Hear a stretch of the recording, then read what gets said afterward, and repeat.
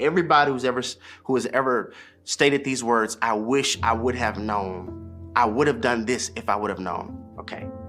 How about this? Perspective shift. Why not be proud of the person you were in the past? Stay with me.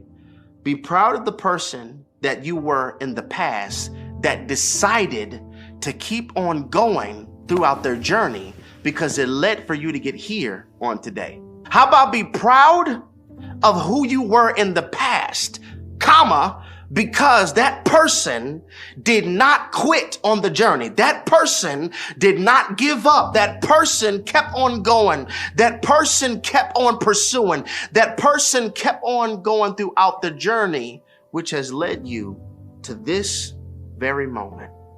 Salvation is progressive, baby. Your faith is progressive. God takes you from faith to faith and glory to glory. You got to mature in some things, which means you got to go through some things and you got to face some difficulty. And the most important thing you need to face is yourself. Yourself trapped in a dark space to see what you're going to do when your back is up against the corner and what you're truly going to lean on. God, I'm talking to somebody in here. You got to find out for yourself. You ain't got it all together. And if you don't lean and trust on the arm of God, you're not gonna make it in this world. And so the text says that he comes along and he says to them, I'm gonna help you remember what I did in the past so that you can make a decision about what I'm gonna do in your future, because the future is not a destination, it is always a decision.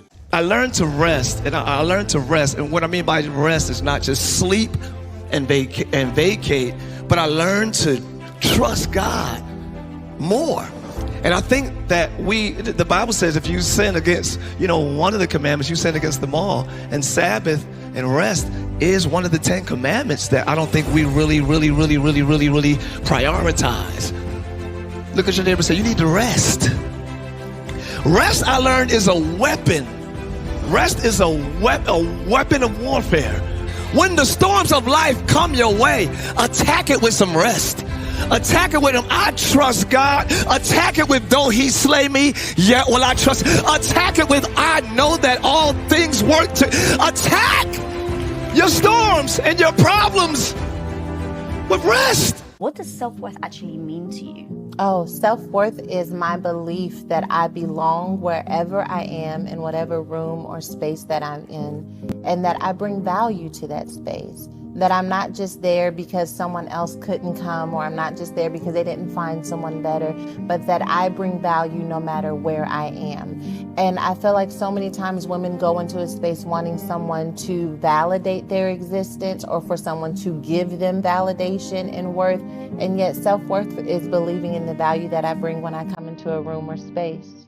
At certain times in a man's life, he's either a fool, he's a victim, or he's a king. The table is always full of excuses. But the king stage is when you realize, wait a minute, this is your table. Wait a minute, this is your room. You have to accept whatever you are letting into your life, good or bad. As a king, you can tell people, get out of your court. As a king, you don't have to accept any of those excuses. As a king, you have to know that you are responsible for your life, good and bad. You did that. So as a king, if something's not right, it's your responsibility to change it. When God gives us real love, our first response is we reject it. I just need God's love, but when God essentially tries to love on us, we reject it. We do that in unbelief. We do that in lack of trust. And we do that with lack of commitment. We do that with lack of submission. And essentially, we always end up running from God when he's the safest place to run to. It's a strange thing, but our mind needs to be renewed. But essentially, that's why people reject God. It's real love. And essentially, when we don't have our minds renewed, we'll reject his love. And we'll go everywhere else to find it. And essentially, we'll never find it. It's a horrible journey. But I pray you guys understand that we need to have our minds renewed. I don't think confidence is something that you are born with. I don't think confidence is, it's a skill set. And I had no confidence growing up as a child. Then over time I realized, like, as a woman, as a girl in this world, if I allow myself to be hurt or if I allow myself to be affected, that's all I'm going to be. And so confidence is something I taught myself over the years. I started becoming okay with who I am. I guess when you just like be yourself, you know, and in your most genuine possible way and are completely unafraid, that's when everything starts to fall into place. And that takes a while. When you let go and you're like, here you go, take it or leave it. Whether you like it or not, that's as simple as it can be. It's Yeah. like, why hold back? You own life. Just have fun and be yourself and don't worry about the rest. It all falls into place. There's a lot of people here that are very interested in starting their own companies. Yeah. So what advice do you have? First advice for someone who wants to be an entrepreneur is to be an entrepreneur, not to necessarily cogitate and study about it. Advice number 2 is that you should hire people who complement you, not duplicate you. So if you're an engineer, don't hire another engineer, hire someone who can sell. So hire people who complement you. My last piece of advice, which may be controversial, is don't write a business plan. The ultimate business plan is a prototype. I want to talk about dreams for a second. And in my case, literally a dream. It was kind of a strange dream. It went like, I think I could download the entire web onto some old computers that were lying around. That would probably seem pretty crazy to most people, but I stayed up a couple hours in the middle of the night doing some math, and it seemed actually pretty plausible, and that became Google. I'd like to encourage everyone to follow their dreams. And today it's getting harder and harder to tap into our own wisdom, because we are all so hyper-connected to our devices, our screens, our social media, that we're having a hard time disconnecting from technology and reconnecting with ourselves. What I'm telling you is to regularly disconnect from technology, to regularly unplug and recharge in order to reconnect with ourselves and our own deepest wisdom. I finally get to LA. I have to pursue my dream, because if I don't, what am I teaching my son? And I have to fight the good fight, because people are telling me I can't. You can't do this. You can't. Are you crazy? You're moving to California with your son. You'll never make it. If you listen to people and if you allow people to project their fears onto you, you won't live. Worth.